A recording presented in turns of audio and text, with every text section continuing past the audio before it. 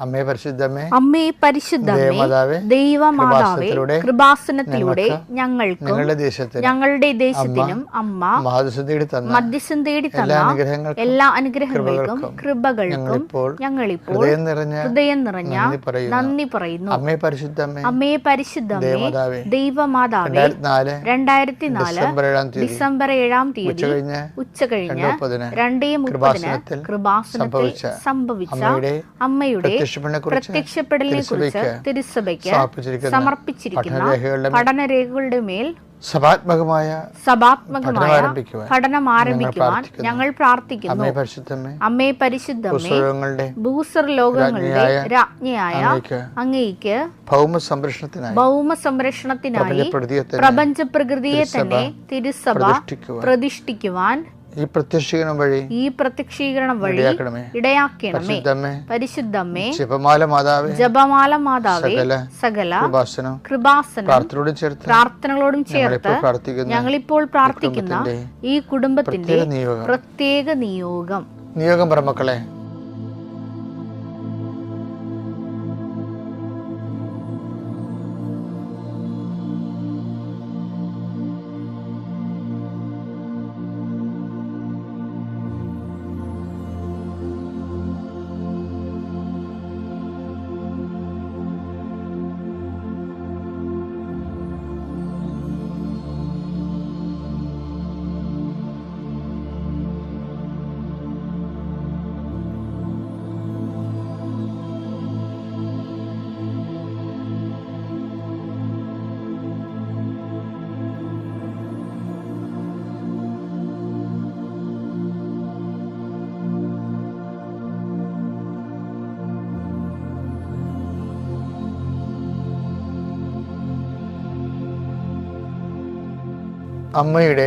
അമ്മയുടെ പ്രത്യക്ഷീകരണത്തിന്റെ ഈ അനുഗ്രഹവേളയിൽ ഞങ്ങൾക്ക് സാധിച്ചു തരുവാൻ കനിയണമേ. ആമേൻ. വിശ്വാസ പ്രമാണം. സർവശക്തനായ പിതാവും ആകാശത്തിന്റെയും ഭൂമിയുടെയും സൃഷ്ടാവുമായ ദൈവത്തിൽ ഞാൻ വിശ്വസിക്കുന്നു. അവിടുത്തെ ഏകപുത്രനും ഞങ്ങളുടെ കർത്താവുമായ ഈശോമിശിഹായിലും ഞാൻ വിശ്വസിക്കുന്നു. ഈ പുത്രൻ പരിശുദ്ധാത്മാവിനാൽ ഗർഭസ്ഥനായി കന്യകാമറിയത്തിൽ നിന്ന് പിറന്ന് പൊന്തിയോസ് പീലാത്തോസിന്റെ കാലത്ത് പീഡകൾ സഹിച്ച് കുരിശിൽ തറയ്ക്കപ്പെട്ട് മരിച്ച് അടക്കപ്പെട്ട് പാതാളങ്ങളിൽ ഇറങ്ങി മരിച്ചവരുടെ ഇടയിൽ നിന്ന് 3-ാം നാൾ ഉയർത്ത് സ്വർഗത്തിലേക്ക് എഴുന്നള്ളി സർവശക്തിയുള്ള പിതാവായ ദൈവത്തിന്റെ വലതുഭാഗത്തിരിക്കുന്നു. അവിടെ നിന്ന് ജീവിക്കുന്നവരെയും മരിച്ചവരെയും വിധിക്കുവാൻ വരുമെന്നും ഞാൻ വിശ്വസിക്കുന്നു. പരിശുദ്ധാത്മാവിലും ഞാൻ വിശ്വസിക്കുന്നു. വിശുദ്ധ കത്തോലിക്കാ സഭയിലും പുണ്യവാന്മാരുടെ ഐക്യത്തിലും പാപങ്ങളുടെ മോചനത്തിലും ശരീരത്തിന്റെ ഉയർപ്പിലും നിത്യമായ ജീവിതത്തിലും ഞാൻ വിശ്വസിക്കുന്നു. ആമേൻ. സ്വർഗ്ഗസ്ഥനായ ഞങ്ങളുടെ പിതാവേ, അങ്ങയുടെ നാമം പൂജിതമാകണമേ. അങ്ങയുടെ രാജ്യം വരണമേ. അങ്ങയുടെ തിരുമനസ് സ്വർഗത്തിലെ പോലെ ഭൂമിയിലും ആകണമേ. അന്നു വേണ്ടുന്ന ആഹാരം ഇന്ന് ഞങ്ങൾക്ക് തരണമേ. ഞങ്ങളോട് തെറ്റ് ചെയ്യുന്നവരോട് ഞങ്ങൾ ക്ഷമിക്കുന്നത് പോലെ ഞങ്ങളുടെ തെറ്റുകൾ ഞങ്ങളോടും ക്ഷമിക്കണമേ. ഞങ്ങളെ പ്രലോഭനത്തിൽ ഉൾപ്പെടുത്തരുതേ, തിന്മയിൽ ഞങ്ങൾ രക്ഷിക്കണമേ. ആമേൻ. നന്മ നിറഞ്ഞ മറിയമേ, സ്വസ്തി. കർത്താവ് അങ്ങയുടെ കൂടെ സ്ത്രീകളിൽ അങ്ങ് അനുഗ്രഹിക്കപ്പെട്ടവളാകുന്നു.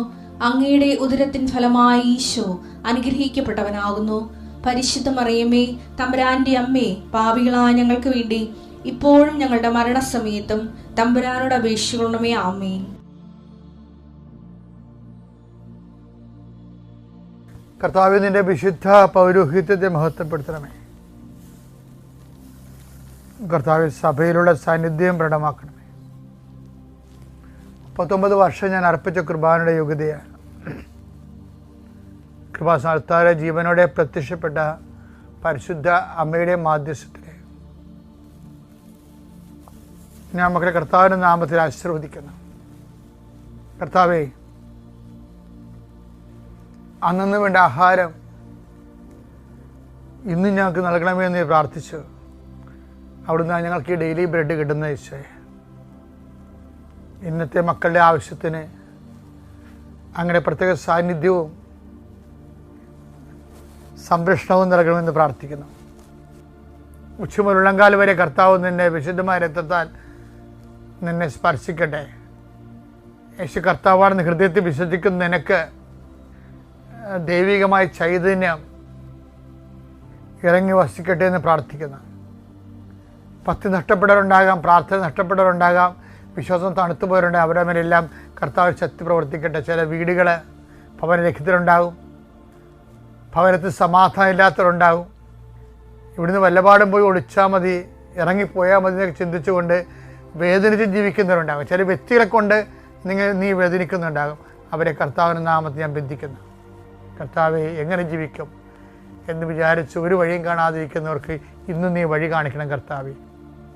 എൻ്റെ കർത്താവിൻ്റെ ഉന്നതമായ നാമത്തിൽ, സഭയുടെ അധികാരത്തിൽ, കുരിശിൻ്റെ അടയാളത്തിൽ, ദൈവശക്തിയ ദൈവവേദനെ ഞാൻ അനുഗ്രഹിക്കപ്പെടട്ടെ.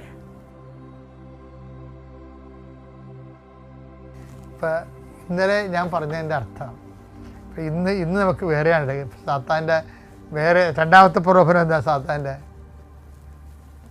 അത് സ്റ്റാറ്റസ് ലോകവുമായിട്ട് ബന്ധപ്പെട്ടതാണ്. പറ.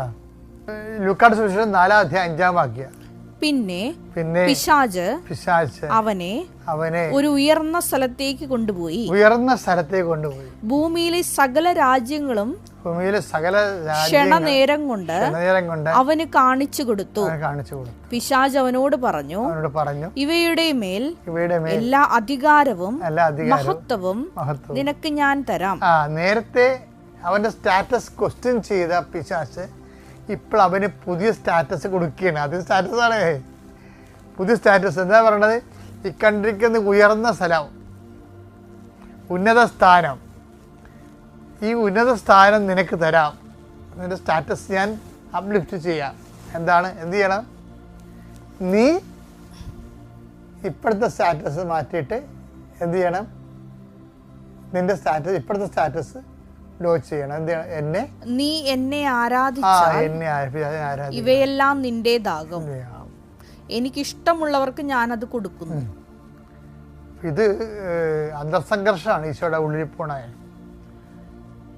കാര്യം. ഈ സ്റ്റാറ്റസിനെ കുറിച്ച് തന്നെയാണ് 4:9 അനന്തരം പിശാച് അവനെ ജെറുസലേമിലേക്ക് കൊണ്ടുപോയി ദേവാലയ ഗോപുരത്തിന്റെ ശൃംഗത്തിൽ നിർത്തിക്കൊണ്ട് പറഞ്ഞു, നീ ദൈവപുത്രനാണെങ്കിൽ. യേശുക്രിസ്തുവിന്റെ അപ്പൊ ദൈവപുത്രനായതുകൊണ്ട് പിശാചിന് മുമ്പിൽ കുമ്പിടത്തില്ലല്ലോ. അപ്പൊ ഈശോ അത് അസർട്ടൈൻ ചെയ്യും, താൻ ദൈവപുത്രനാണെന്നുള്ളത് ആ സ്റ്റാറ്റസ് ഹോൾഡ് ചെയ്യും. അപ്പോൾ ഉടനെ എന്താ ചെയ്യണത്? പിന്നെ ദേവാലയത്തിൻ്റെ മുകളിൽ കൊണ്ടുപോകും. എന്നിട്ട് പറയും, നീ ഇപ്പോൾ ഹോൾഡ് ചെയ്യുന്നുണ്ടോ അതിൻ്റെ സ്റ്റാറ്റസ്? എന്താ നിന്റെ സ്റ്റാറ്റസ്? ദൈവപുത്രൻ. അപ്പം എന്നിട്ട് എന്താ പറയണത്? നീ ദൈവപുത്രനാണെങ്കിൽ ഇവിടെ നിന്ന് താഴേക്ക് ചാടുക.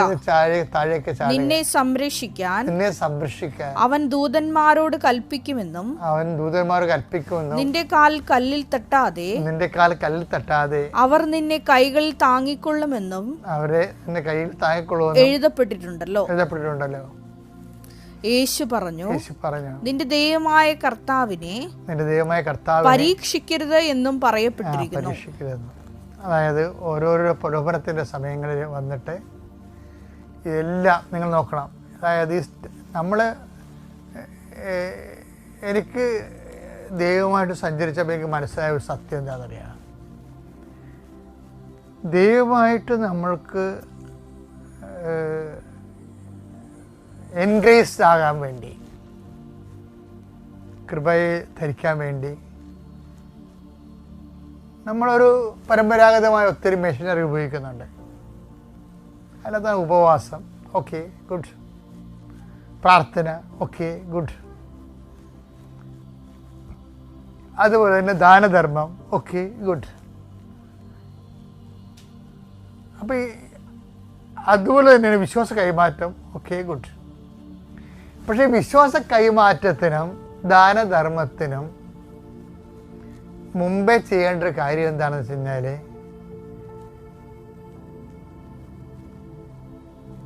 ഈ ദാനധർമ്മത്തിനുള്ളതും വിശ്വാസ കൈമാറ്റത്തിനുള്ളതുമായിട്ടുള്ള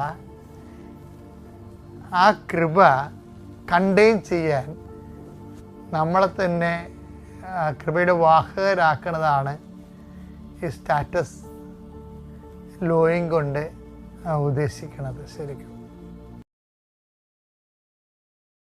അത്യപൂർവ ദൈവാനുഭവങ്ങൾ ഇനി നിങ്ങൾക്കും സ്വന്തം. ഈ യൂട്യൂബ് ചാനൽ ഇതുവരെ സബ്സ്ക്രൈബ് ചെയ്തിട്ടില്ലെങ്കിൽ ഇപ്പോൾ തന്നെ സബ്സ്ക്രൈബ് ചെയ്യുക. ഈ വീഡിയോ ഇപ്പോൾ തന്നെ നിങ്ങളുടെ സുഹൃത്തുക്കൾക്ക് ഷെയർ ചെയ്തുകൊണ്ട് കർത്താവിന്റെ പ്രേക്ഷിതരാകുക. ഈശോയ്ക്ക് അമ്മ മാതാവിന് നന്ദി. എൻ്റെ പേര് മായാരാജൻ. ഞാൻ കൊല്ലം ജില്ലയിൽ നിന്നാണ് വരുന്നത്. ഇതെൻ്റെ ഹസ്ബൻഡ് രാജൻ പിള്ള. ഇതെൻ്റെ മകൾ പാർവതി രാജൻ. ഞാൻ എൻ്റെ മകൾക്ക് വേണ്ടിയാണ് ആദ്യം വന്ന് ഉടമ്പടി എടുത്തത്. 18/10/2023 ഞാൻ ആദ്യമായി ഉടമ്പടി എടുക്കുന്നത്. എൻ്റെ മകൾ ഒരു ബിടെക് കഴിഞ്ഞ വിദ്യാർത്ഥിയായിരുന്നു. 6 പേപ്പർ അവൾക്ക് കിട്ടാനുണ്ടായിരുന്നു. അത് 6 കിട്ടാൻ വേണ്ടിയായിരുന്നു നിയോഗം ആദ്യം വെച്ചിരുന്നത്. ഇവിടെ വന്ന് ഉടമ്പടി എടുത്ത് പ്രാർത്ഥിച്ചതിൻ്റെ ഫലമായി ഞാൻ ആദ്യത്തെ പുതുക്കലിന് വന്നപ്പോഴാണ് അവൾ ഉടമ്പടി എടുക്കുന്നത്. ബാക്കി അവളുടെ കാര്യം അവൾ പറയും. മാതാവിനും ഈശോയ്ക്കും നന്ദി. ഞാൻ ഇവിടെ വന്ന് ഉടമ്പടി എടുത്തത് 23/12/2023 അമ്മയായിരുന്നു ആദ്യം ഉടമ്പടി എടുത്തത്. അമ്മയുടെ ആദ്യത്തെ പുതുക്കലിനാണ് ഞാൻ ഇവിടെ വന്ന് ഉടമ്പടി എടുത്തത്. ഞാൻ ഇലക്ട്രോണിക്സ് എഞ്ചിനീയറിംഗ് ആയിരുന്നു കഴിഞ്ഞ് നിന്നത്. എനിക്ക് അതിന് ശേഷം പാസ്സായി ആ വർഷം കഴിഞ്ഞതിന് ശേഷം എനിക്ക് 6 പേപ്പർ കിട്ടാനുണ്ടായിരുന്നു, സപ്ലി ഉണ്ടായിരുന്നു. അപ്പം ഞാൻ ഇവിടെ വന്ന് ഉടമ്പടി എടുത്ത് ആദ്യത്തെ നിയോഗം അതായിരുന്നു വെച്ചിരുന്നത്. പിന്നെ രണ്ടാമത്തെ നിയോഗമായിരുന്നു ജോലിയുടെ വെച്ചിരുന്നത്. പ്രാർത്ഥിച്ചതിൻ്റെ ഫലമായിട്ട് എനിക്ക് ഇവിടുന്ന് ഉടമ്പടി എടുത്ത് ഇവിടുന്ന് കിട്ടിയ കാശ് രൂപവും തൈലവും വെച്ച് ഞാൻ എക്സാമിന് പോയി പ്രാർത്ഥിച്ച് എക്സാം പേപ്പറിൽ തൈലം വരച്ച് കാശ് രൂപം കയ്യിൽ മുറുകെ പിടിച്ച് ഉപ്പും വെച്ചിട്ടാണ് ഞാൻ പ്രാർത്ഥിച്ച് എക്സാം എഴുതിയത്. എക്സാം എഴുതി കഴിഞ്ഞതിന് ശേഷം റിസൾട്ട് ഒരു 3 മാസം കഴിഞ്ഞിട്ടാണ് വന്നത്. 3 മാസം കഴിഞ്ഞതിന് ശേഷം റിസൾട്ട് വന്നത് എനിക്ക് എല്ലാ പേപ്പറും ക്ലിയർ ആവുകയും ചെയ്തു. പിന്നെ അതിനുശേഷം സാമ്പത്തിക ബുദ്ധിമുട്ട് കാരണത്താൽ ഞാൻ മാതാവിനോട് ഒരു കാര്യം കൂടെ പറഞ്ഞിരുന്നു. എനിക്ക് ഈ ബിടെക് പേപ്പർ കിട്ടുന്നിടം വരെ താൽക്കാലികമായി എൻ്റെ വീട്ടിൻ്റെ അടുത്തൊരു സ്ഥാപനത്തിലെങ്കിലും എനിക്കൊരു ജോലി തന്ന് അനുഗ്രഹിക്കണേന്ന്. മാതാവും ഈശോയും അനുഗ്രഹിച്ച് എനിക്ക് ബിടെക് പേപ്പർ കിട്ടുന്നിടം വരെ എൻ്റെ വീട്ടിൻ്റെ അടുത്തുള്ളൊരു പ്രൈവറ്റ് സ്ഥാപനത്തിൽ എനിക്കൊരു ജോലി തന്ന് അനുഗ്രഹിക്കുകയും ചെയ്തു. അതിനുശേഷം ബിടെക് പേപ്പർ എല്ലാം കിട്ടിയതിന് ശേഷം എനിക്ക് നല്ലൊരു IT കമ്പനിയിൽ എറണാകുളത്ത് തന്നെ, ഇവിടെ മാതാവിൻ്റെ അടുത്ത് തന്നെ എനിക്ക് എറണാകുളത്തെ ഒരു കമ്പനിയിൽ ഇവിടെ ജോലി കിട്ടുകയും ചെയ്തു. ഈ ഓഗസ്റ്റ് 13 ഞാൻ ഓഫർ ലെറ്ററും പിന്നെ എൻ്റെ ബിടെക് സർട്ടിഫിക്കറ്റും കൊണ്ടാണ് ഇപ്പോൾ ഞാൻ സാക്ഷ്യം പറയാൻ വന്നിരിക്കുന്നത്. ആദ്യത്തെ ശമ്പളത്തിൽ നിന്ന് 1 ഞങ്ങളിവിടെ കൊടുക്കും, മാതാവിന് സമർപ്പിക്കുകയും ചെയ്ത്. രണ്ടാമത്തെ സാക്ഷ്യം 15 വർഷമായിട്ട് ഞങ്ങൾക്കൊരു വണ്ടി ഉണ്ടായിരുന്നു. അത് ഒരു വലിയ എൻജിൻ പണി കാരണം 7-8 മാസം കൊണ്ട് വർക്ക്ഷോപ്പിലായിരുന്നു. അത് കാരണം ഞങ്ങൾ തൽക്കാലം പോകാനായിട്ടൊരു പഴയ വണ്ടി വാങ്ങുകയും ആ വണ്ടി മറ്റേ വണ്ടിയുടെ പണി തീരുകയും ഈ വണ്ടി കയ്യിരിക്കുന്നത് കൊണ്ട് സാമ്പത്തിക ബുദ്ധിമുട്ട് കാരണം മറ്റേ വണ്ടി എടുക്കാനും പറ്റിയില്ലായിരുന്നു. അങ്ങനെ ഒരുപാട് പേര് വന്ന് നോക്കുകയും വില കുറച്ച് പറയുകയും ചെയ്തത് കാരണം അത് കൊടുക്കാൻ പറ്റിയില്ല. മാതാവിനോട് അപ്പോഴാണ് അച്ഛൻ്റെ ഡെയിലി ബ്രെഡിൽ അച്ഛൻ പറഞ്ഞ ഡോക്യുമെൻറ്റ്സ് വെച്ച് പ്രാർത്ഥിക്കുക. ഞാൻ അങ്ങനെ താക്കോൽ രാവിലെ താക്കോൽ സമർപ്പിച്ച് പ്രാർത്ഥിക്കുകയും ഒരാഴ്ചക്കകം ഒരാൾ വന്ന് ആ വണ്ടി നല്ല വിലയ്ക്ക് മേടിക്കുകയും ചെയ്തു. അത് കൊടുത്ത് ഞങ്ങൾക്ക് മറ്റേ വണ്ടി വാങ്ങാനും പറ്റി. അതുകൂടാതെ മറ്റേ വണ്ടി പണിഞ്ഞു തീർന്നപ്പോൾ അതിന് 1 ലക്ഷം രൂപയാവുകയും ചെയ്തു. അത്രയും പൈസ കൊടുക്കാനുള്ള സാമ്പത്തിക ബുദ്ധിമുട്ടായത് കാരണം 80,000 രൂപയും കൊണ്ടാണ് പോയത്. ഞാൻ ആ പൈസയിലെല്ലാം വിശ്വാസ പ്രമാണം ചൊല്ലി തൈലം തേച്ച് പ്രാർത്ഥിച്ച്, പക്ഷേ വർക്ക്ഷോപ്പിൽ ചെന്നപ്പോൾ അയാൾ ഒരു ബുദ്ധിമുട്ടും പറയാതെ ആ പൈസ വാങ്ങിച്ച് വണ്ടി ഞങ്ങൾക്ക് എടുക്കാനും പറ്റി. പിന്നെ എൻ്റെ ഭർത്താവിന് ഹെർണിയയുടെ അസുഖമുണ്ട്. അത് എപ്പോഴും വേദനയും അതിൽ നിന്ന് ബ്ലഡ് വരികയും ചെയ്യുമായിരുന്നു. ഞാൻ എപ്പോഴും വിശ്വാസ പ്രമാണം ചൊല്ലി തൈലം തേക്കുകയും ഉപ്പ് വെള്ളത്തിലിട്ട് കൊടുത്തതിൻ്റെ ഫലമായി ഇപ്പോൾ അത് മാറുകയും ചെയ്തു. പിന്നെ അതേപോലെ ചെറുതും വലുതുമായ ഒരുപാട് അനുഗ്രഹങ്ങളാണ് എനിക്ക് കിട്ടിയിട്ടുള്ളത്. എൻ്റെ മോൾക്ക് ഒരു 12 വർഷം കൊണ്ട് PCOD രോഗം ഉള്ളതായിരുന്നു. എത്ര ഡോക്ടർമാരെ കാണിച്ചെന്ന് എനിക്ക് തന്നെ അറിയത്തില്ല. അവസാനം ഒരു 7-8 വർഷം കൊണ്ട് ഹോമിയോ മരുന്ന് കഴിച്ച് അവൾ മടുത്ത്. അങ്ങനെ ഇവിടെ വന്ന് മാതാവിൻ്റെ തൈലം എല്ലാ മാസവും വയറ്റിൽ വിശ്വാസ പ്രമാണം ചൊല്ലി തേച്ച് കുരിശ് വരച്ച് പ്രാർത്ഥിച്ചതിൻ്റെ ഫലമായി ഇപ്പോൾ അവളെ PCOD മാറുകയും അവൾക്ക് എല്ലാ മാസവും ഇപ്പോൾ പീരീഡ്സ് ആവുകയും ചെയ്യുന്നുണ്ട്. പിന്നെ പ്രേക്ഷിത പ്രവർത്തനമായിട്ട് പത്രം ഞങ്ങൾ എല്ലായിടവും കൊണ്ടുപോയി ഓട്ടോ സ്റ്റാൻഡിലും ആംബുലൻസ് ഡ്രൈവർമാർക്കും മെഡിക്കൽ കോളേജിലും ബസ് സ്റ്റാൻഡിൽ ചെന്ന് ഇറങ്ങി നിന്നിട്ട് ബസ്സിൽ ചെന്ന് ഞങ്ങൾ 20 കിലോമീറ്റർ അപ്പുറമുള്ളൊരു സ്ഥലത്ത് ചെന്ന് ബസ്സിൽ ചെന്ന് ഇറങ്ങി നിന്ന് മാതാവിനെ പറ്റി പറഞ്ഞു തന്നെ എല്ലാവർക്കും കൊടുക്കുകയും ചെയ്യുമായിരുന്നു. പിന്നെ പൊതിച്ചോറ് വെച്ച് എല്ലാ സ്ഥലങ്ങളിലും ഹോസ്പിറ്റലിലും വഴിയിരിക്കുന്നവർക്കും എല്ലാം കൊടുക്കും. അനാഥാലയത്തിൽ അരി വാങ്ങിക്കൊടുക്കും. ഇത്രയും ചെയ്തു തന്ന മാതാവിനും ഈശോയ്ക്കും എൻ്റെ കോടാനുകൂടി നന്ദി ഞാൻ പറയുന്നു. ജെർമിയ പ്രവാചകൻ്റെ പുസ്തകം 30:17. ഞാൻ നിനക്ക് വീണ്ടും ആരോഗ്യം നൽകും, നിൻ്റെ മുറിവുകൾ സുഖപ്പെടുത്തും, കർത്താവ് അരുളി ചെയ്യുന്നു, അവർ നിന്നെ പൃഷ്ഠ എന്നും ആരും തിരിഞ്ഞു നോക്കാത്ത സിയോൻ എന്നും വിളിച്ചുവല്ലോ. യേശുവിൽ പ്രിയമുള്ളവരെ, മായാരാജൻ കൊല്ലത്തിൻ്റെ കുടുംബത്തിലുള്ള സാക്ഷ്യമാണ് നമ്മളോട് പറഞ്ഞത്. മോളുടെ ബിടെക് പരീക്ഷ, പപ്പായുടെ ഹെർണിയയുടെ അസുഖം, ഒരു കാറുണ്ടായിരുന്നത് വർക്ക്ഷോപ്പിലാക്കി പുതിയൊരു പഴയ കാറ് കിട്ടി, അത് വിൽക്കാനായിട്ട് ഒരുപാട് അന്വേഷിച്ചു. മോളുടെ PCOD രോഗം, ഇങ്ങനെയുള്ള കാര്യങ്ങളാണ് മക്കളിവിടെ അവതരിപ്പിച്ചത്. ഇവരുടെ ജീവിതം ഉടമ്പടി ജീവിതമാണ്. പ്രേക്ഷിത പ്രവർത്തനം ചെയ്ത കാര്യങ്ങളും കാരുണ്യ പ്രവൃത്തി ചെയ്ത കാര്യങ്ങളും അവർ പറഞ്ഞു. മോള് ബിടെക് പഠിച്ചിട്ട് ഉടനെ പറഞ്ഞു, അമ്മ മാതാവേ, എനിക്കൊരു ജോലി ഉടനെ തരണേ, പരീക്ഷ പാസ്സാകുന്നതിന് മുമ്പ് തന്നെ. വീടിനടുത്തുള്ള സ്ഥലത്തൊരു ചെറിയ ജോലികൾ കൊടുത്ത് അവളെ അനുഗ്രഹിച്ചു. അതിനെല്ലാം പോകുമ്പോൾ അവർ നേർച്ച വസ്തുക്കളാണ് ഉപയോഗിച്ചത്. കാശുരൂപം കൊണ്ടായിരുന്നു ആ ഇൻ്റർവ്യൂവിനൊക്കെ എല്ലാം പോകുന്നത്.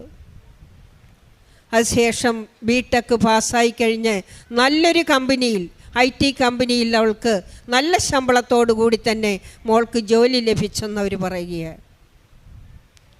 അവരുടെ പപ്പായ്ക്കുണ്ടായിരുന്ന അസുഖം, ഹെർണിയയുടെ അസുഖം, അത് ഉടമ്പടി തൈലവും യൂട്യൂബിൽ ആരാധനയും ഡെയിലി ബ്രെഡിലുള്ള പ്രാർത്ഥനയുടെ ഫലമായി അദ്ദേഹത്തിന് യാതൊരു കുഴപ്പവുമില്ലാതെ ആ അസുഖം പരിശുദ്ധമ്മ എടുത്തു മാറ്റി കളഞ്ഞു.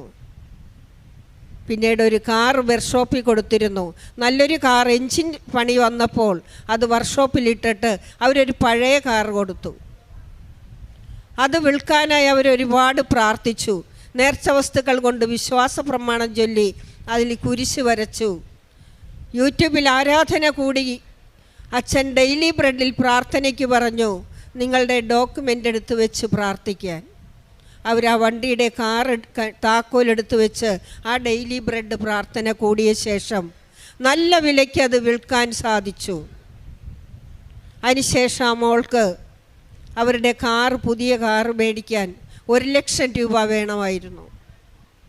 അത് കൊടുക്കാനായിട്ട് അവരുടെ നിവൃത്തിയില്ലാതെ വന്നപ്പോൾ അമ്മയോട് പറഞ്ഞു, യൂട്യൂബിൽ ആരാധന കൂടുകയാണ്. ആരാധനയിൽ കണ്ണുനീരോടുകൂടി പറഞ്ഞു പ്രാർത്ഥിച്ചു. 80,000 രൂപയെ അവരുടെ കൈവശമുണ്ടാകുകയുള്ളൂ.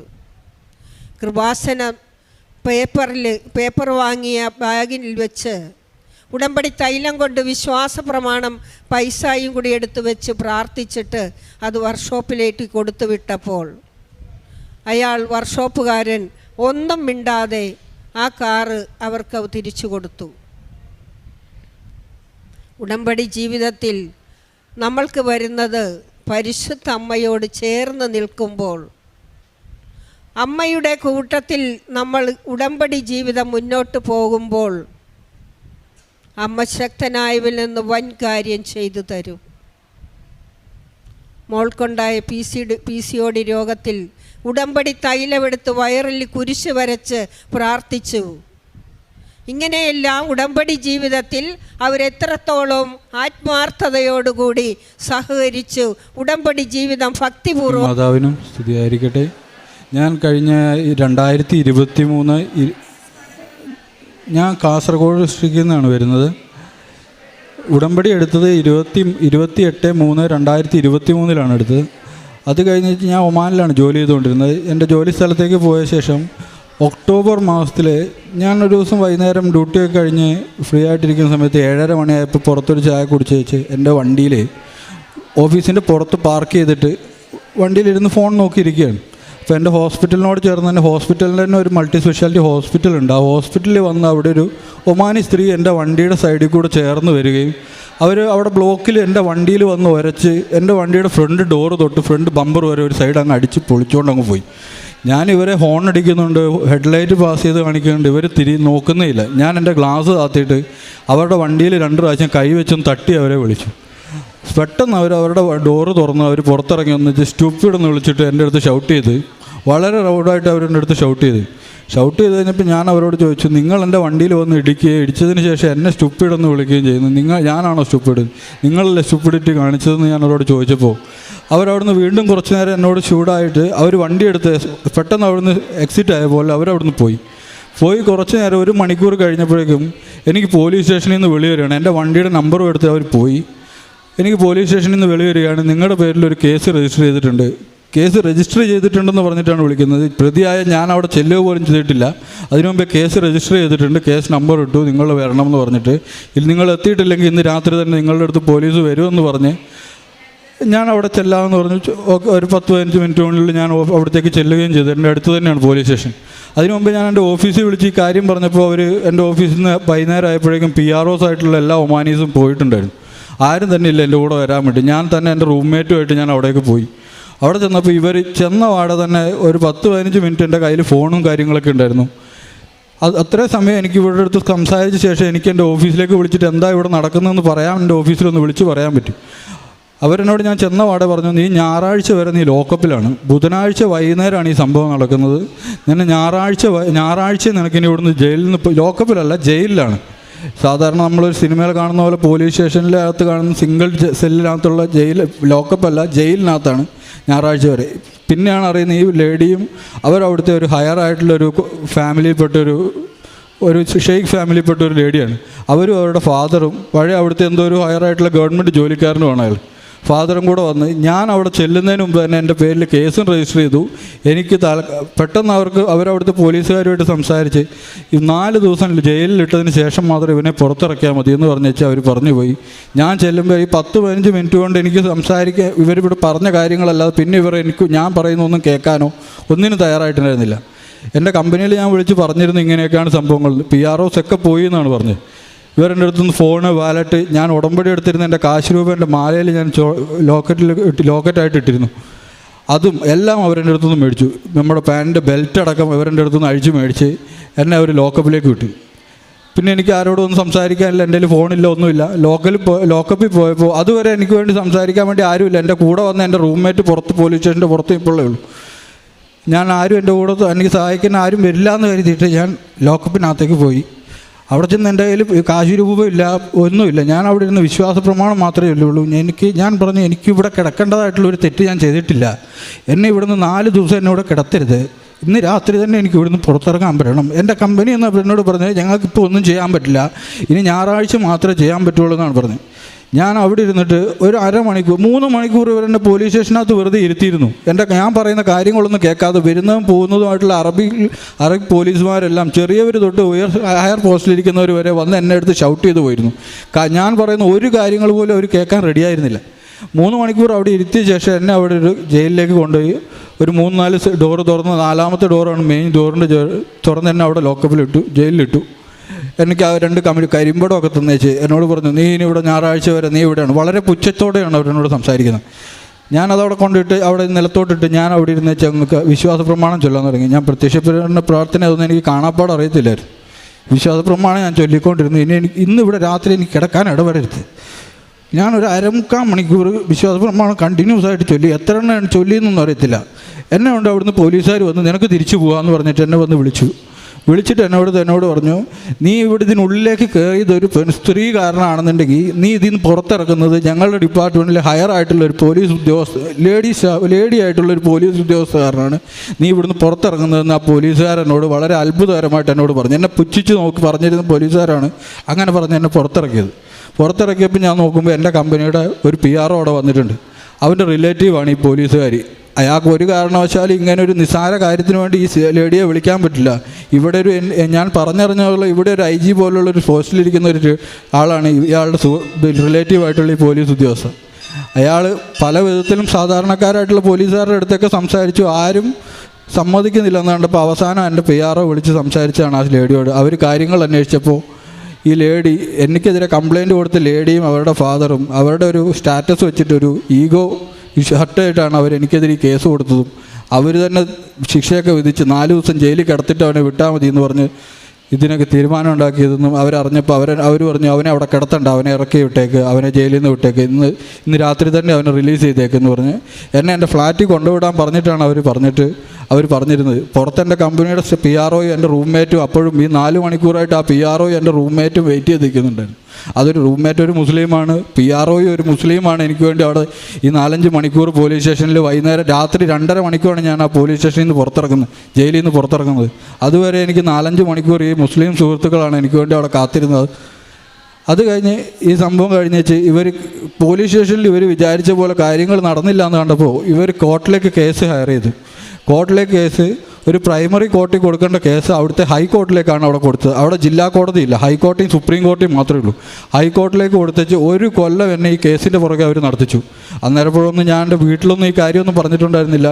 എൻ്റെ ജോലികളും കാര്യങ്ങളൊക്കെ സാധാരണമായി നടക്കുന്ന പോലെ തന്നെ നടന്നു പോകുന്നുണ്ടായിരുന്ന കാരണം എനിക്കധികം വലിയ ബുദ്ധിമുട്ടൊന്നും ഉണ്ടായിരുന്നില്ല. പിന്നെയാണ് ഞാൻ അറിഞ്ഞത് ഒരു ക്രിമിനൽ കേസിൽ പെട്ട് കഴിഞ്ഞ് കഴിഞ്ഞാൽ നമ്മൾ ട്രാവൽ ബാനായി. ആ കേസ് ഏത് കാലത്ത് നമുക്ക് കേസ് കഴിയുന്നു അന്ന് മാത്രമേ നമുക്ക് ആ നാട്ടിൽ നിന്ന് തിരിച്ച് ഏത് രാജ്യത്തേക്കായാലും നമ്മുടെ നാട്ടിലേക്കായാലും എക്സിറ്റ് ആകാൻ പറ്റുള്ളൂ.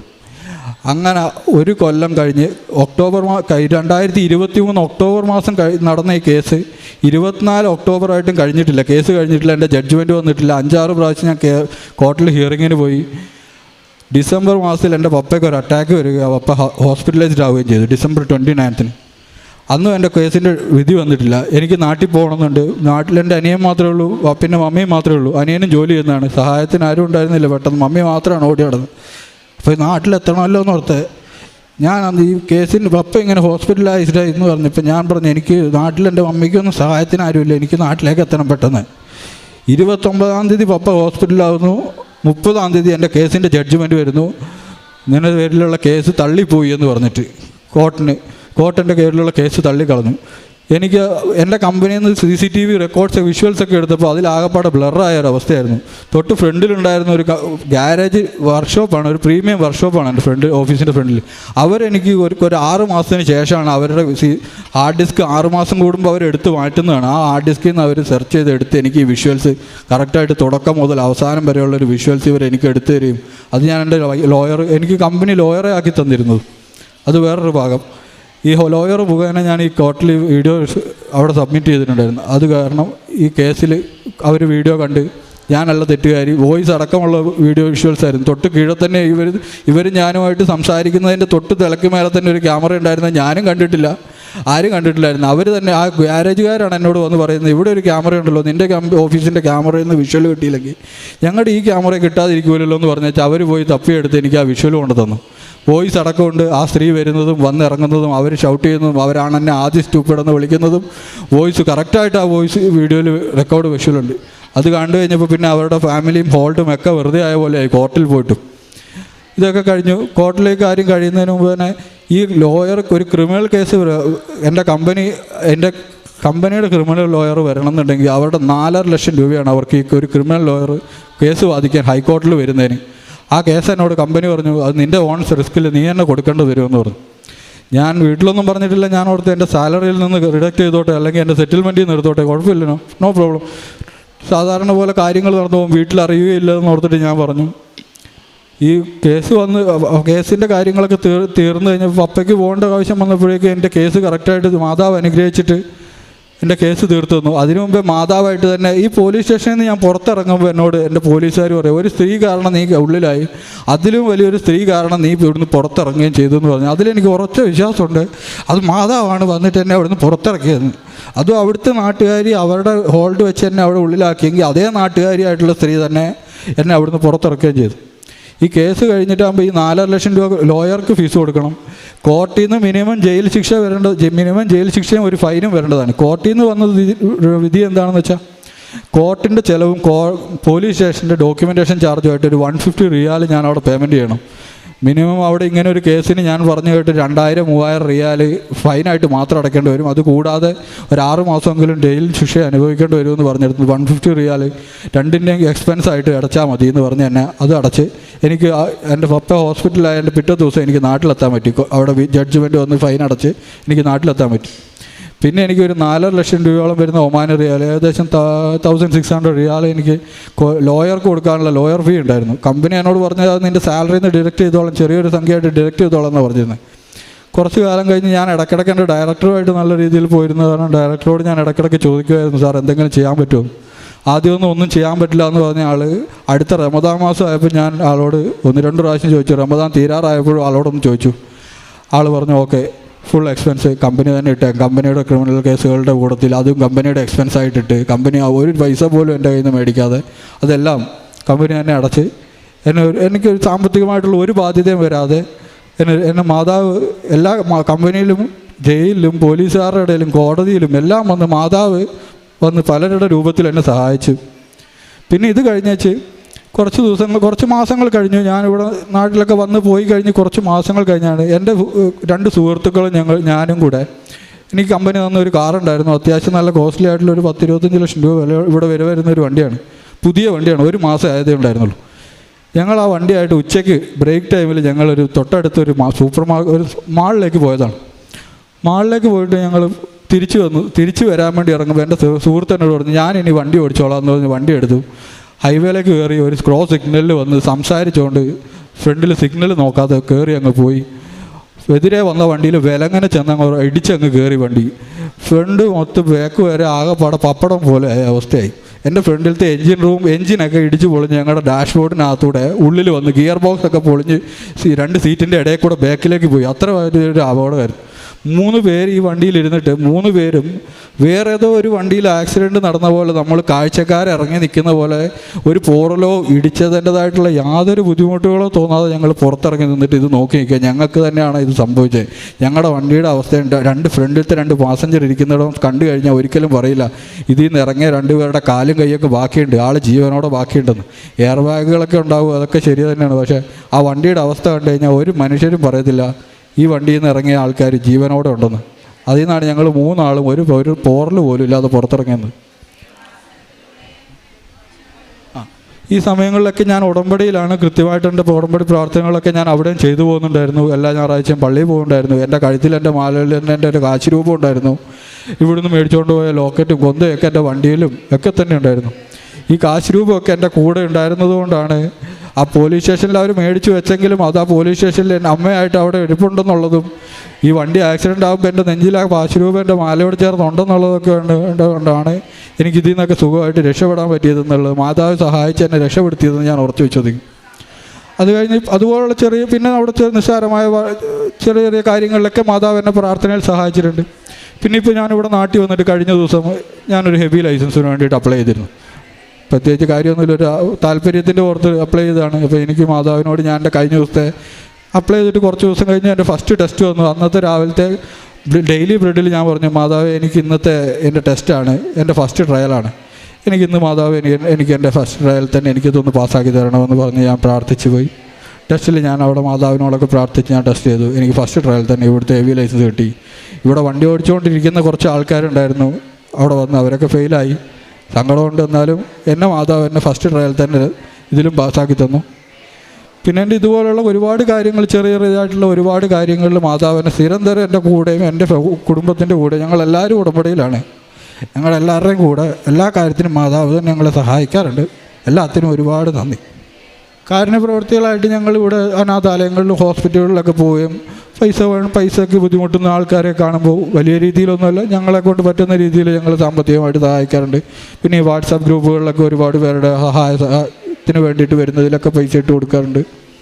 പിന്നെ ഭക്ഷണം പലർക്കും റോഡ് സൈഡിലും ഹോസ്പിറ്റലിലൊക്കെ പലർക്കും ഭക്ഷണം പാഴ്സലായി മേടിച്ചുകൊണ്ട് കൊടുക്കുകയും വീട്ടിലുണ്ടാക്കി കൊടുക്കുകയൊക്കെ ചെയ്യാറുണ്ട്.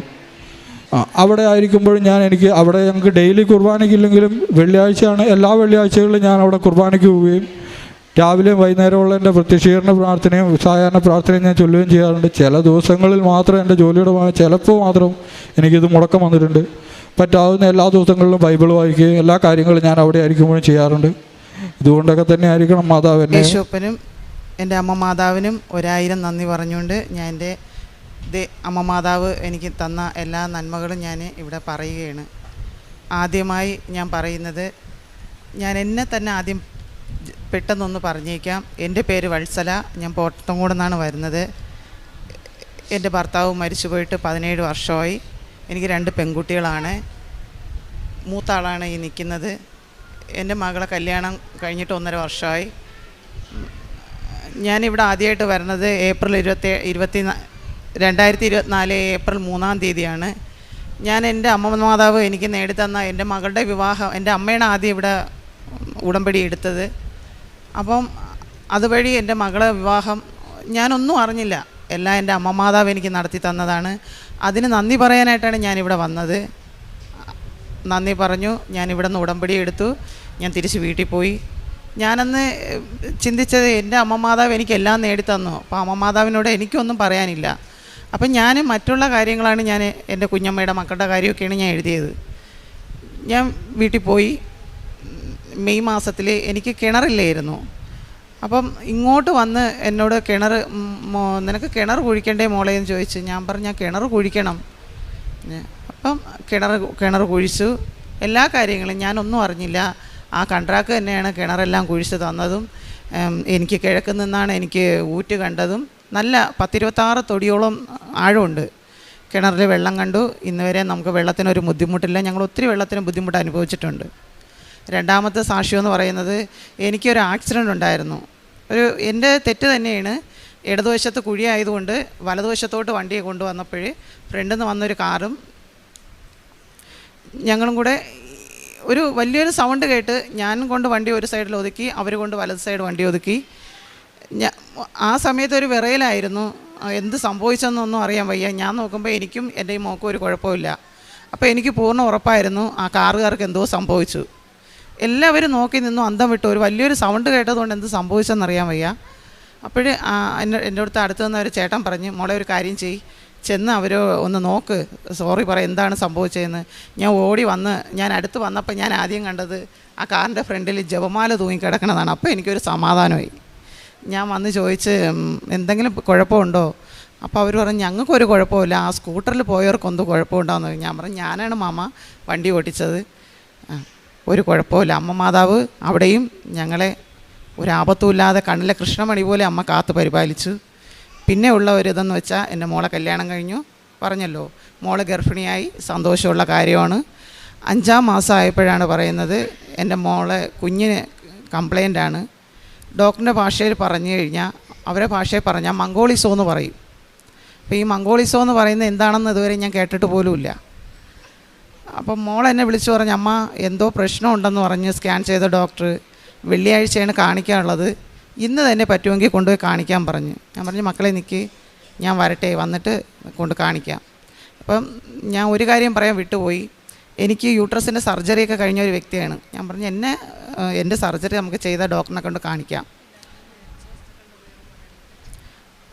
അങ്ങനെ ഞങ്ങൾ ഡോക്ടറിനെ കൊണ്ട് കാണിച്ചു. ആ സ്കാനിങ് റിപ്പോർട്ട് ഡോക്ടറിനെ കൊണ്ട് കാണിച്ചപ്പോൾ ഡോക്ടർ ഇങ്ങനെ പറഞ്ഞു, ഇത് മംഗോളിസോ എന്ന് പറയുന്ന ഒരു രോഗമാണ്, മിക്കവാറും കുഞ്ഞിനെ അബോർഷൻ ചെയ്ത് കളയേണ്ടി വരുമെന്ന് പറഞ്ഞു.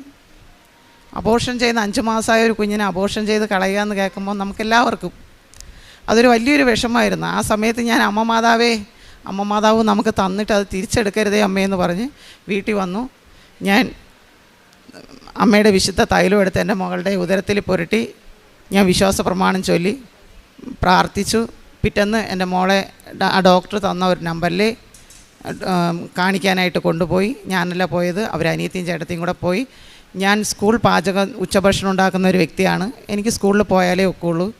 ഞാൻ അവിടെ ചെന്നിരിക്കും. ചൊവ്വാഴ്ച ദിവസമാണ് ഞാൻ അവിടെ ഇരിക്കണമെങ്കിലും ഞാൻ ആ സമയത്ത് ഞാൻ പ്രാർത്ഥിച്ച്, അമ്മ മാതാവേ, ഇന്ന് നടക്കുന്ന ധ്യാനത്തിൽ എൻ്റെ കുഞ്ഞിന് ഒരു ആപത്തും ഇല്ല എന്നുള്ള ഒരു ഇതെനിക്ക് തരണേ അമ്മയെന്ന് പറഞ്ഞ് ഞാൻ പ്രാർത്ഥിച്ചു. അപ്പം ഡോക്ടർ പറഞ്ഞയച്ചത് ഇന്ന് നിങ്ങൾക്ക് ഡോക്ടറിനെ കാണാൻ കിട്ടുമോയെന്ന് അറിഞ്ഞുകൂടാ, എന്നാലും നിങ്ങൾ പോയി കാണാൻ പറഞ്ഞു. പക്ഷേ അവിടെ ചെന്നപ്പോഴേ അവർക്ക് ഡോക്ടറിനെ കാണാൻ പറ്റി. ഒരു 4 മണിക്കൂർ കഴിഞ്ഞിട്ട് വെയിറ്റ് ചെയ്യാമെന്നുണ്ടെങ്കിൽ ഡോക്ടർ കാണാമെന്ന് പറഞ്ഞു. കണ്ടു. ഡോക്ടർ സ്കാൻ ചെയ്തു. 98% ഒരു കുഴപ്പമില്ലയെന്ന് അമ്മ മാതാവ് ഞാൻ ഉറപ്പ് തന്നു. അവിടെ നിന്ന് തിരിച്ച് വീട്ടിൽ വന്ന് ബ്ലഡൊക്കെ ടെസ്റ്റ് ചെയ്യാനുണ്ടായിരുന്നു. ടെസ്റ്റ് ചെയ്തു. 98% ഒരു കുഴപ്പമില്ലയെന്ന് അറിഞ്ഞു. എന്നാലും നമ്മളെല്ലാവരുടെ ഉള്ളിലുള്ളതുപോലെ ഒരു വിഷമം എൻ്റെ ഉള്ളിലുണ്ടായിരുന്നു. ഞാൻ ആരാധന കേട്ടുകൊണ്ടിരുന്നപ്പം ജോസഫ് അച്ഛൻ ചോദിച്ച ഒരു ചോദ്യമാണ്, നിൻ്റെ വിശ്വാസം എവിടെ? അപ്പോഴും ഞാൻ ആലോചിച്ച്, ശരിയാണ്, ഞാൻ എന്തിനാണ് ഈ കിടന്ന് കരയുന്നത്? എൻ്റെ അമ്മ മാതാവ് നമ്മളെ കൂടെ ഉണ്ടെങ്കിൽ പിന്നെ എന്തിനു നമ്മൾ കരയണം?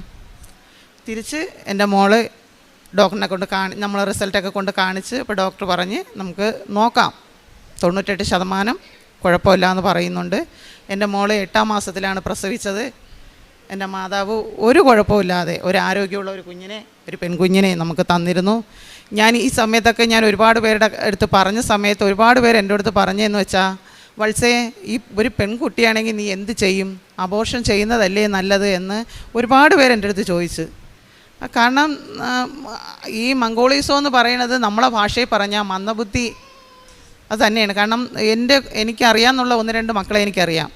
ഒന്നുകിൽ ബുദ്ധിയുള്ള കുഞ്ഞിനാണെങ്കിൽ അംഗവൈകല്യമായിരിക്കും, ബുദ്ധിയില്ലാത്ത കുഞ്ഞിനാണെങ്കിൽ അംഗവൈകല്യം കാണില്ല.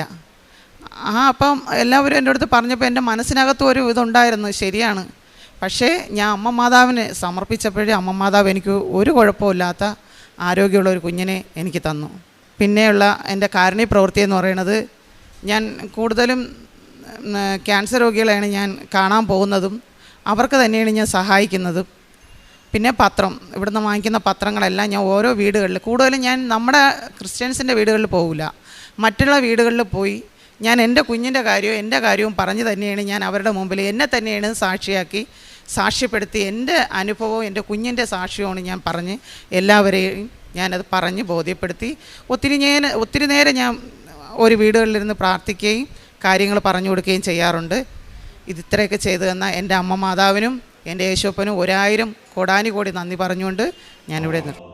പിതാവിൻ്റെയും പുത്രൻ്റെയും പരിശുദ്ധാത്മാവിൻ്റെയും നാമത്തിൽ ആമേൻ. പരിശുദ്ധ ദൈവമാതാവിൻ്റെ കരം പിടിച്ച് ദൈവപിതാവിനെ മുഖാഭിമുഖം കാണുവാൻ ഈ ഭൂമിയിലായിരുന്നു കൊണ്ട് മരിയൻ ഉടമ്പടി എടുത്തുകൊണ്ട് കൂടുതൽ വിശ്വസ്തയോടെ തീക്ഷ്ണതയോടെ മരിയൻ ഉടമ്പടി നിബന്ധനകൾ പാലിച്ച് മുന്നേറാൻ ഉതകുന്ന ലിവിങ് ഓറക്കിൾസ് ജീവവചസ്സുകൾ എന്ന ശുശ്രൂഷയുടെ 23ാമത്തെ എപ്പിസോഡിലേക്ക് എല്ലാവരെയും സ്നേഹപൂർവ്വം സ്വാഗതം ചെയ്യുന്നു. ഇന്ന് നമ്മൾ സാക്ഷ്യ വചന വിശകലനത്തിനായി എടുത്തിരിക്കുന്ന സാക്ഷ്യം തൈക്കാട്ടുശ്ശേരിയിൽ നിന്നുള്ള ഷിജി ജോൺ എന്ന സഹോദരിയുടേതാണ്. എൻ്റെ പേര് ഷിജി ജോൺ, തൈക്കാട്ടുശ്ശേരിയിൽ നിന്ന് വരുന്നു. പരിശുദ്ധ ദൈവമാതാവ്, സഞ്ചാരി മാതാവ്, മരിയൻ ഉടമ്പടി എടുത്തിരിക്കുന്ന ഓരോ സഹോദരങ്ങളുടെയും കൂടെ വന്ന് ദൂതനെ അയച്ച് അവരെ ഒരുക്കിയിരിക്കുന്ന ഇടത്തിലേക്ക് കൂട്ടിക്കൊണ്ടുവരുന്ന ഒരു വലിയ സാക്ഷ്യമാണ് ഈ ഷിജി ജോൺ പങ്കുവയ്ക്കുന്നത്. സാക്ഷ്യപ്രകാരമാണ് ഈ സഹോദരി നഗരമധ്യത്തിൽ ഒരു ഫർണിച്ചറും ഗിഫ്റ്റ് ഐറ്റംസും എല്ലാം ആയിട്ട് ഒരു ചെറിയ ഷോപ്പ് നടത്തിക്കൊണ്ടിരിക്കുകയാണ്. അപ്പോൾ ഉപജീവനമാർഗമാണ് അവരുടേത്. അപ്പോൾ ഈ സ്ഥാപനത്തിൻ്റെ കച്ചവടം കൂട്ടുന്നതിനായിട്ട് വലിയൊരു കടമുറി ഇവർ അന്വേഷിക്കുന്നുണ്ട്. അപ്പോൾ ഇവരുടെ അടുത്ത് തന്നെ വലിയൊരു ഷോപ്പിംഗ് കോംപ്ലക്സ് പണിയുന്നുണ്ട്. അവിടെ അവർ കിട്ടുമെന്ന് പൂർണ്ണമായിട്ട് വിശ്വസിച്ച് മുന്നേറി. പക്ഷേ അവസാന നിമിഷത്തിൽ അത് അവരുടെ കയ്യിൽ നിന്ന് പോയി, അത് അവർക്ക് കിട്ടിയില്ല. അങ്ങനെ ഇവർ ആകെ ഈ ഒരു വാക്ക് തന്നെയാണ് ഈ മകള് സാക്ഷ്യത്തിൽ ഉപയോഗിക്കുന്നത്. ഞാനൊരു നിരാശയിൽ ആണ്ടുപോയ സമയത്താണ് ഉടമ്പടി എടുക്കുന്നത്. കാരണം അതിനു മുമ്പ് ഈ മരിയൻ ഉടമ്പടി എടുക്കാൻ വേണ്ടി മാത്രമുള്ള ഒരു നിയോഗം അവർക്കുണ്ടായിരുന്നില്ല. ബഹുമാനപ്പെട്ട VP ജോസഫ് അച്ഛൻ എപ്പോഴും പറയാറുണ്ട് ഉടമ്പടി ആരാധനയിൽ, അതായത് നിങ്ങളുടെ ജീവിതത്തിൽ ഒരിക്കലും നടക്കില്ല എന്ന് നിങ്ങൾ വിചാരിക്കുന്ന അസാധ്യമായ കാര്യങ്ങളാണ് മരിയൻ ഉടമ്പടിയിൽ വെക്കേണ്ടത്. ഞാൻ എൻ്റെ ഉടമ്പടി ക്ലാസ്സിലും അത് നിങ്ങളോട് പറയാറുള്ളതാണ്. കാരണം മാനുഷികമായിട്ടുള്ള നമ്മുടെ ചിന്തകൾക്കപ്പുറത്ത് ഒരു പോം വഴി ഒരു വിഷയത്തിന് ഉണ്ട് എന്ന് നിങ്ങൾ വിചാരിക്കുന്നുണ്ടെങ്കിൽ ആ വിഷയം മരിയൻ ഉടമ്പടിയിൽ വെക്കരുത്. കാരണം ഉടമ്പടി എന്നത് ഒരു ഹെവി ഡ്യൂട്ടി പ്രയറാണ്. കാരണം കർത്താവിൻ്റെ കൃപ നേരിട്ട് പ്രവർത്തിച്ചിട്ടാണ് പരിശുദ്ധ അമ്മയുടെ പ്രത്യക്ഷീകരണ സാക്ഷികളാക്കി മരിയൻ ഉടമ്പടി വഴി ഓരോരുത്തരെയും ഉയർത്തുന്നത്. അപ്പോൾ ഈ കയ്യിൽ നിന്ന് ഈ കടമുറി, ഇവർ ചിന്തിച്ച ഈ ഷോപ്പിംഗ് കോംപ്ലക്സിൽ ഈ കടമുറി കിട്ടില്ല എന്ന് വന്നപ്പോൾ ഇവർ നിരാശയിൽ ആണ്ടുപോയൊരു സമയത്താണ് കൃപാസനത്തിൽ വന്ന് മരിയൻ ഉടമ്പടി എടുക്കുന്നത്. അന്ന് തന്നെ വലിയൊരു ദൈവിക ഇടപെടൽ ഉണ്ടാവുകയാണ്. ഈ തൈക്കാട്ടുശ്ശേരിയിൽ നിന്നുള്ള ഈ സഹോദരി കൃപാസനത്തിൽ വന്ന് മരിയൻ ഉടമ്പടി എടുത്ത് ഈ നിയോഗം പരിശുദ്ധ ദൈവമാതാവിൻ്റെ വാഗ്ദാന പേടകത്തെ സൂചിപ്പിക്കുന്ന ആ പേടകത്തിൽ പരിശുദ്ധ അമ്മ വഴി ഈശോയ്ക്ക് സമർപ്പിച്ചതിന് ശേഷം ഈ കടയിൽ ചെല്ലുമ്പോൾ തന്നെ ഒരു വ്യക്തി ഇവരെ സമീപിക്കുകയാണ്. എന്നിട്ട് പറയുന്നത് ഇപ്രകാരമാണ്: നിങ്ങളുടെ അയൽവാസിയായ ഒരു വ്യക്തി ഇന്ന സ്ഥലത്ത് ഒരു ഷോപ്പിംഗ് കോംപ്ലക്സ് പോലെ ഒരു കടമുറി പണിയുന്നുണ്ടല്ലോ, നിങ്ങൾക്ക് അത് ചോദിക്കാൻ പാടില്ലേ എന്ന് ഈ വ്യക്തി ഈ ഷിജി എന്ന സഹോദരിയോട് ചോദിക്കുകയാണ്. ദൂതനെ അയക്കുന്ന വലിയൊരു ദൈവിക ഇടപെടൽ. 2-ാം ദിവസം തന്നെ ഈ ഷിജിയുടെ ഭർത്താവ് ഈ പറഞ്ഞ വ്യക്തിയെ, അതായത് അയൽവാസി എന്നൊരു വ്യക്തി, അവർക്ക് ഈ ഒരു ജംഗ്ഷനിൽ തന്നെ ഇങ്ങനെയൊരു സ്ഥലം ഉള്ളതായിട്ടോ ഇയാൾ ഈ ഒരു കടമുറി പണിയാൻ ഉദ്ദേശിച്ചിരിക്കുന്നതായിട്ടോ ഇവർക്ക് യാതൊരു അറിവുമില്ല. പക്ഷേ മരിയൻ ഉടമ്പടി എടുത്തു എന്നുള്ള ഒരൊറ്റ യോഗ്യതയാൽ ദൈവമാതാവ് ദൂതനെ വിട്ടിരിക്കുകയാണ്. ഈ വ്യക്തി വന്ന് പറയുന്ന പ്രകാരമാണ്: നിങ്ങളുടെ അയൽവാസി ഈ ഒരു ഇന്ന സ്ഥലത്ത് കടമുറി പണിയുന്നുണ്ട്, നിങ്ങളത് അറിഞ്ഞില്ലേ എന്ന്. അങ്ങനെ 2-ാം ദിവസം ഹസ്ബൻഡ് ചോദിക്കാൻ ഭവനത്തിൽ നിന്ന് ഇറങ്ങുന്നു. അപ്പോൾ അത് ദൈവമാതാവ് പറഞ്ഞു വിട്ടതാണെന്ന് ഉള്ള പ്രകടമായൊരു അടയാളമാണ് ഈ സഹോദരിക്ക് ലഭിക്കുന്നത്. ആ അടയാളം ഇപ്രകാരമാണ്: ഉടമ്പടി വെച്ച് 2-ാം ദിവസം ഹസ്ബൻഡ് അയാളോട് ചോദിക്കാമെന്ന് സംസാരിക്കാമെന്ന് കരുതി ഉടമ്പടി കാശുരൂപവും കയ്യിൽ വെച്ചുകൊണ്ട് രാവിലെ 8 മണിയായപ്പോൾ അദ്ദേഹത്തിൻ്റെ വീട്ടിലേക്ക് പോയി കഴിഞ്ഞപ്പോൾ ഞങ്ങളുടെ മുറിയുടെ അകത്ത് ചാരനിറത്തിൽ പരിശുദ്ധ അമ്മ ഷോള് പുതച്ച് നിൽക്കുന്നു. കൃപാസന മാതാവ് ഇവരുടെ ഭവനത്തിൽ നിൽക്കുന്നു. കൂടെ ഒരു സന്ദേശവും കൈമാറി. ഹസ്ബൻഡ് ആരെ കാണാനാണോ പോയത് ആ വ്യക്തിയുടെ പേര് പറഞ്ഞിട്ട് പരിശുദ്ധ അമ്മ എന്നോട് പറയുവാണ്, ആ വ്യക്തിയുടെ കടമുറിയാണ് നിങ്ങൾക്ക് കെട്ടുക എന്ന്. വലിയൊരു സാക്ഷ്യമാണ്. കാരണം ഈ നൂറ്റാണ്ടിലും ദൈവമാതാവ് ജീവനോടെ പ്രത്യക്ഷപ്പെട്ട കൃപാസനം അൾത്താരയിൽ വന്ന് മരിയൻ ഉടമ്പടിയെടുത്ത് പ്രാർത്ഥിക്കുമ്പോൾ തൻ്റെ ദൂതൻ്റെ സംരക്ഷണം ഈ കാലഘട്ടത്തിലും അവിടുന്ന് ദൈവപിതാവ് ഉറപ്പ് തരുന്നുണ്ട് എന്ന് വെളിവാക്കുന്ന വലിയൊരു ഉടമ്പടി സാക്ഷ്യമാണിത്. ഈ സാക്ഷ്യം നടക്കുന്നത് കൃപാസനം മരിയൻ ഉടമ്പടി കൃപാസനത്തിൽ വന്നതിന് ശേഷമുള്ള ആദ്യ കാലഘട്ടങ്ങളിലെ ഒരു വലിയ സാക്ഷ്യമാണിത്. നമ്മളത് യൂട്യൂബിൽ അപ്പ് ചെയ്തിട്ടുണ്ട്. ഈ ഒരു വലിയ സാക്ഷ്യം ഞാൻ കേട്ടപ്പോൾ എൻ്റെ മനസ്സിലോട്ട് ഓടി വന്ന വചനം ഇതാണ്. ജ്ഞാനത്തിൻ്റെ പുസ്തകം 12-ാം അധ്യായം 7-ാം തിരുവചനം: അങ്ങേക്ക് പ്രീതിജനകമായ രാജ്യം ദൈവദാസരായ ഞങ്ങൾ കുടിയേറി പാർക്കാനായിരുന്നു ഇത് എന്ന്. ആ വചനത്തിൻ്റെ അർത്ഥം എനിക്ക് വ്യാഖ്യാനിച്ച് ദൈവപിതാവ് നൽകിയത് ഇപ്രകാരമാണ്: ഈ പ്രീതിജനകമായ രാജ്യം ദൈവദാസരായ നമ്മൾ എങ്ങനെയാണ് കുടിയേറി പാർക്കുന്നത്? ഈ കൃപാസന അൾത്താരയിൽ പറഞ്ഞിരിക്കുന്ന അനേകം സാക്ഷ്യങ്ങൾ വെളിവാക്കുന്ന ഒന്നാണത്. Not by merit but by the grace. സൈന്യത്താലെയല്ല, ശക്തിയാലെയല്ല, കർത്താവിൻ്റെ ആത്മാവിനാലത്രേ. ഞാൻ നേരത്തെ പറഞ്ഞതുപോലെ ഉടമ്പടി എപ്പോഴും പ്രവർത്തിക്കുന്നത് അത്യുന്നതിൻ്റെ ശക്തി പ്രവർത്തിച്ചിട്ടാണ്. അത് not by merit but by ഗ്രേസിലാണ്. അപ്പോൾ ഈ പ്രീതിജനകമായ രാജ്യം ദൈവദാസരായ നമ്മൾ കുടിയേറി പാർക്കാൻ വേണ്ടിയിട്ടാണ് നമ്മൾ കൃപാസനത്തിൽ വന്ന് നമ്മുടെ മെറിറ്റ് നഷ്ടപ്പെടുമ്പോൾ ഉടമ്പടിയിൽ നിയോഗം വെച്ച് പ്രാർത്ഥിക്കുന്നത്. ഈ സഹോദരിക്ക് ലഭിച്ചത് അതുതന്നെയാണ്. അപ്പോൾ ഈ സഹോദരി സാക്ഷ്യത്തിൽ പറഞ്ഞത് നമ്മൾ ഇപ്പോൾ കേട്ടത് ഇപ്രകാരമാണ്. അതായത് തൊട്ടടുത്തുള്ള ഷോപ്പിംഗ് കോംപ്ലക്സ് കിട്ടുമെന്ന് ഇവർ വിചാരിച്ചിരുന്നെങ്കിലും അവസാന നിമിഷത്തിലാണ് അത് അവരുടെ കയ്യിൽ നിന്ന് വിട്ടുപോയത്. മെറിറ്റ് നഷ്ടപ്പെട്ടു.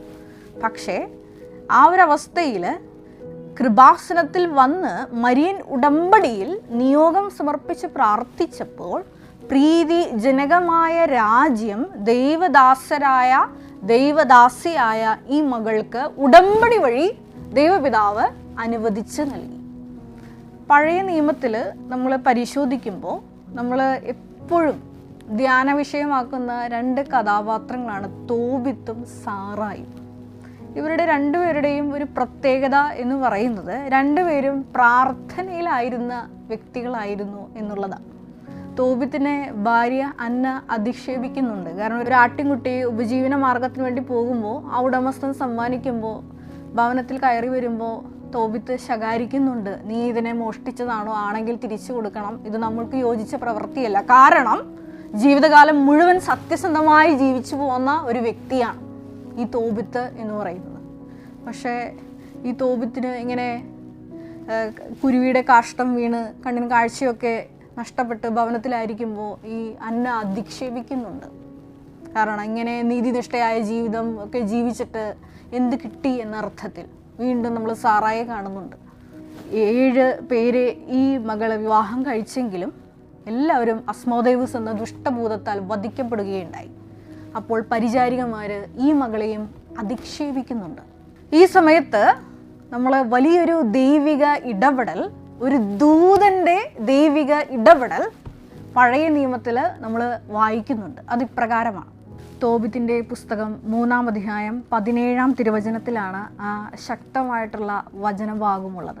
വചനം ഇപ്രകാരമാണ്: അവർ ഇരുവർക്കും ഉപശാന്തി നൽകുവാൻ, അതായത് തോബിത്തിൻ്റെ കണ്ണുകളിലെ വെളുത്ത പടലം നീക്കുവാനും രഘുവേലിൻ്റെ പുത്രി സാറായെ തോബിത്തിൻ്റെ പുത്രൻ തോബിയാസിന് വധുവായി നൽകാനും അസ്മോദേവൂസ് എന്ന ദുഷ്ടഭൂതത്തെ ബന്ധിക്കാനും റഫായേൽ നിയുക്തനായി. സാറായെ സ്വന്തമാക്കാൻ തോബിയാസിനായിരുന്നു അവകാശം.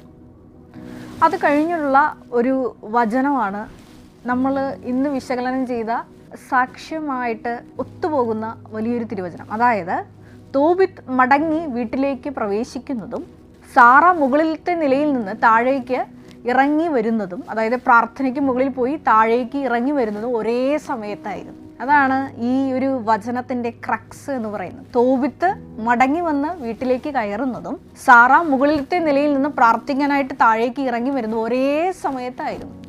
ഇവർ ഇരുവരുടെയും പ്രാർത്ഥനയാണ് ദൈവ തിരുസന്നിധിയിൽ എത്തുന്നത്.